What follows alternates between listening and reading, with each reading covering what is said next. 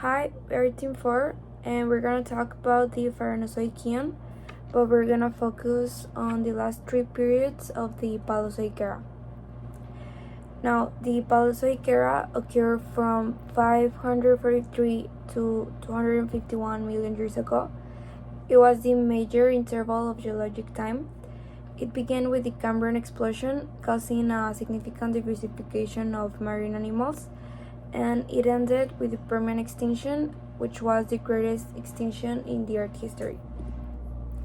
So this era divides into 6 periods, but we're gonna talk about the last 3, which are Devonian, also known as the Age of Fishes, the Carboniferous, the longest period of the Paleozoic era, and the Permian period, which is the last period of the Paleozoic era. So the Devonian period occurred from 410 to 370 million years ago. And talking about its environmental conditions, there was an organic accumulation in the soils, which resulted in soils with a reddish color. This was an indicative of the underdeveloped landscape. By the start of this period, early terrestrial vegetation had begun to spread. These plants did not have roots or leaves like most plants today, like bacterial and algal mats. By the end of this period, the first seed plants had appeared, and the rapid appearance of plant groups and growth forms has been called the Devonian explosion. Also, there was an extensive rebuilding and corals, which appeared in increasing numbers. Next, we have the air conditions. So the land was collected into 2 supercontinents, which were Gondwana and Euramerica, and there was a vast ocean covering the rest of the globe.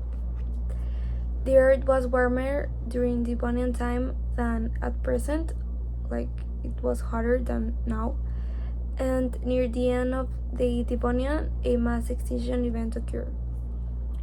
Glaciation affected warm water marine species. Meteorite impacts have also been blamed for the mass extinction or changes in the atmospheric carbon dioxide.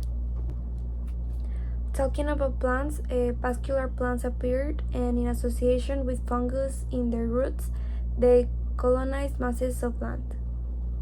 Some of these plants were ecophytes, sphenophytes, ferns, and progymnosperms. Next, we have animals, and amphibians appear and insects diversify in this period. Nope. Last but not least, we have the animals, and in this period, amphibians appear and insects diversify. The first theropods appeared during the Devonian, as well as the first terrestrial arthropods, including wingless insects and the earliest arachnids, and there was a rapid diversification in fish. Hi, I'm Eli Sofia Torres Velasquez, and I'm going to be talking about the environmental conditions of paleoclimate. During this period of time, there were a lot of changes depending on the latitude position of land masses.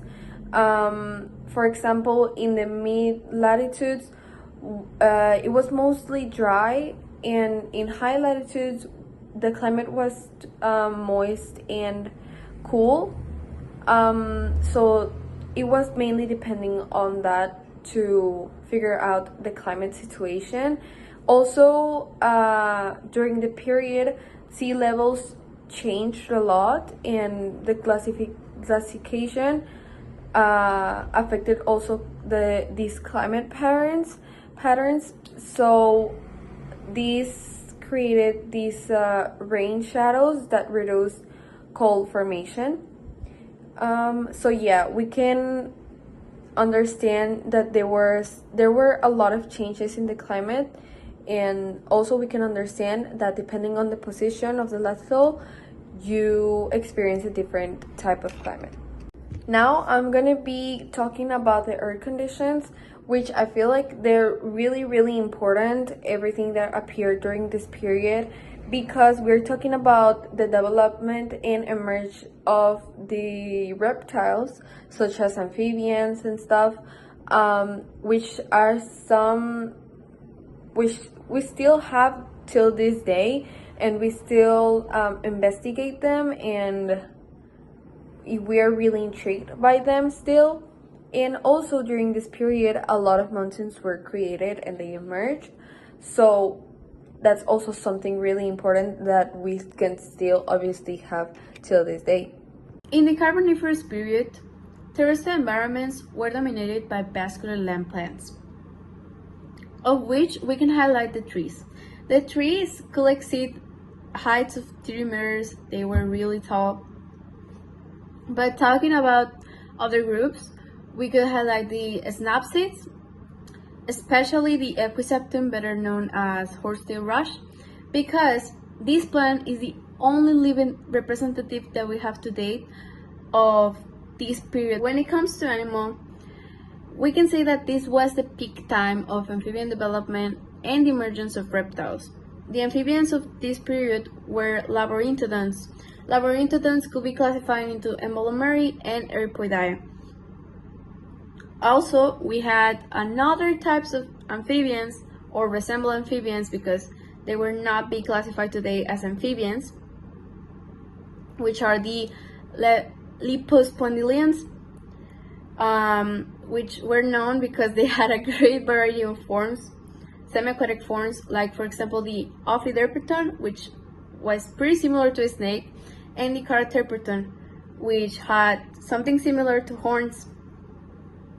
Talking about fishes, the diversity of fish from the Devonian continue into the Carniferous. So fishes were living into marine and freshwater environments. We can name some of them, for example, the sharks. The Clavocella shark was living in marine environments, and the Orthocanthus shark was living in freshwater environments. The environmental conditions of the Permian era. The climate of the Permian period has several drastic changes at the beginning and at the end of the period, going from the tropical climate to a hot and dry conditions, causing crises in marine and terrestrial life.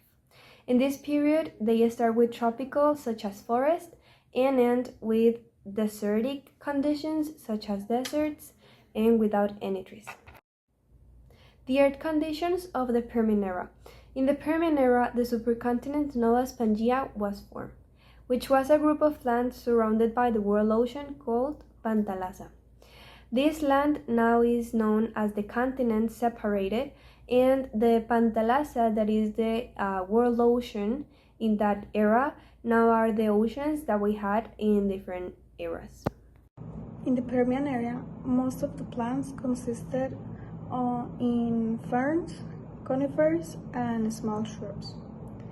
And for the animals, in marine life, we had ammonites, brachiopods, lobine, and spiny fishes, and also sharks and rays. And for the land animals, they were two groups, the synapsids and the sauropsids. For synapsids were the Pelicosaurus, Lystrosaurus, and Cytodonts.